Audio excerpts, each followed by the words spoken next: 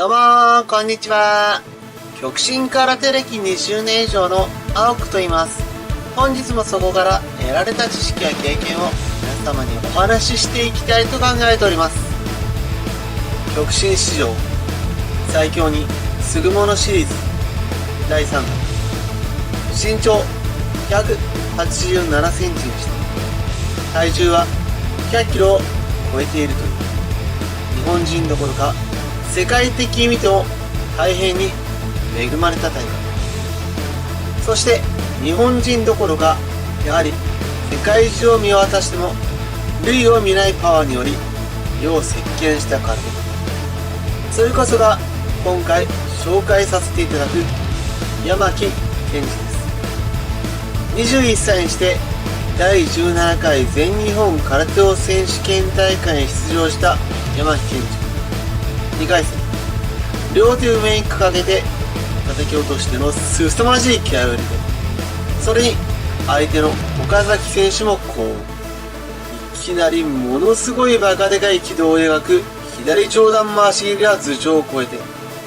パンチローキックであっという間に場外に出してしまいます。一発で奥足へのローキックを効かせ、さらにパンチを挟んでのロー左上段回し切りをもらうも構わず右の下突きも腹にめり込ませ、規格外のパワーで何度も場外に叩き出し電車道としての圧勝。続いての戦いもやはり左上段回し切りから始まる。左右のローキックであっという間に相手のバランスを崩す。右の下突きが強烈、左中段回し切りが爆音を響かせ、ややこの辺に一昨年引退した中村誠の大器を思わせると言えなくもないと思います。左中段回し切りが炸裂し、さらに右下突きからの左上段回し切りが顔面をかす、その右下突きが相手に効いたように、さらに左中段右下段も叩き込む4回戦。そこで相対したのは第13回大会で若干19歳にして3連覇王者の三平圭司と激闘を繰り広げ、第14回15回大会をベスト8、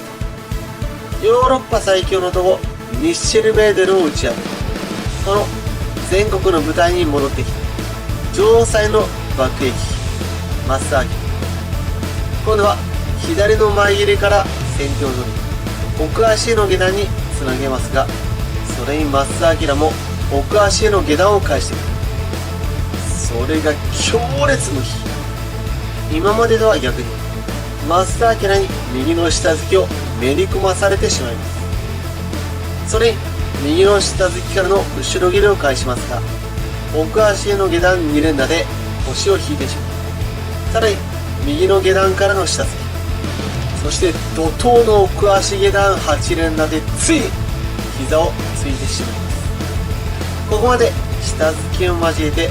徹底した連打を放てるところが増明の非凡なところと言いますが、山木健二は首をひねりながら立ち上がる。しかし追撃の奥足下段3連打で2つ目の技ありを奪われ、ここで一本負けを喫してしまうことになりました。続いて出場した第18回全日本空手道選手権大会。この時山木健二の体重は110キロにまで至っていたという。1回戦相手の年に手こずりながらも内股で崩し、得意の下突きを突き刺します。その下突きが非常に有効で、さらにやはり奥足の下段で効かせ、そこから下突き下段内股というコンビネーションで硬いながらも初戦を突破。続く戦いは以前のような左上段回し切りが飛び出し、そこからの右下段、さらに右の下突きをあっという間に効かせてしまいます。そこから竜巻のように左右の下段、そして山木健二最大の必殺技と言われる右の鍵突きが猛威を振るい場外に叩き出しまくり圧勝。3回戦もや前のめりなために左上段回し切りをもらってしまう場面などありながら、左右の下段回しを効かせ、右の鍵付き2連打、右下段のおまけ付きで技ありを奪い4回戦。極真師匠においても、ここまで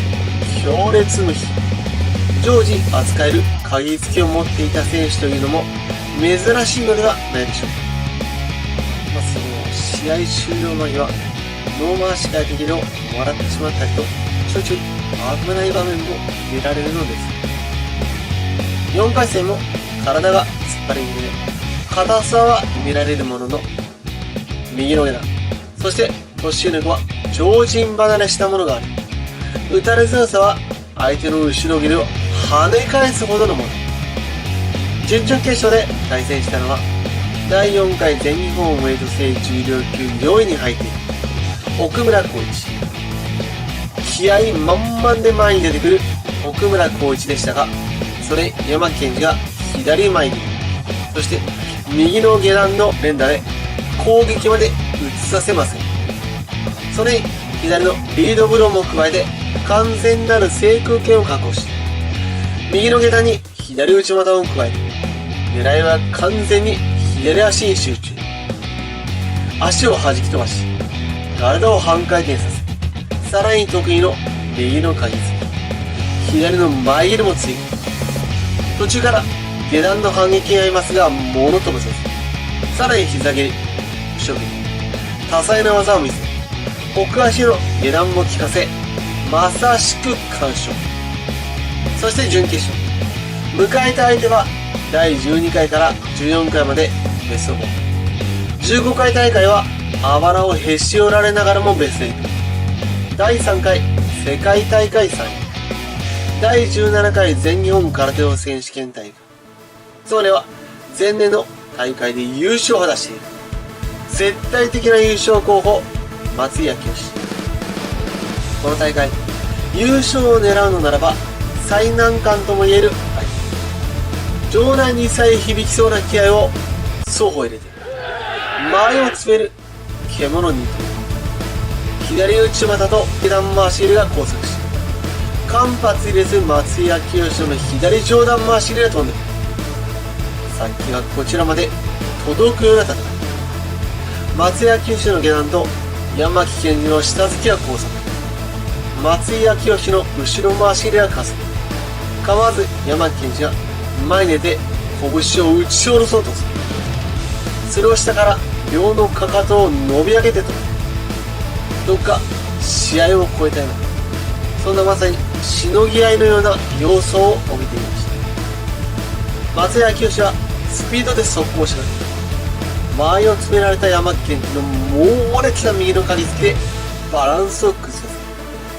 せ、そんな中、またも松井明義の後ろ回し入れがこめかみをかすめる。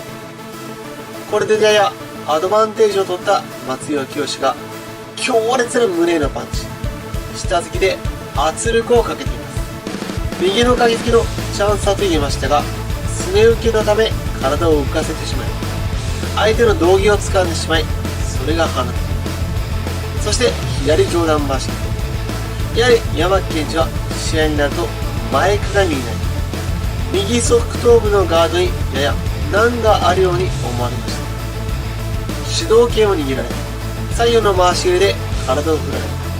攻撃に体重をかけられず、山木健二は残念ながらここで判定負けを喫することになりました。3位決定戦は京都の強豪、昨年の全日本でもベスト8に入っている小井義和とぶつかり、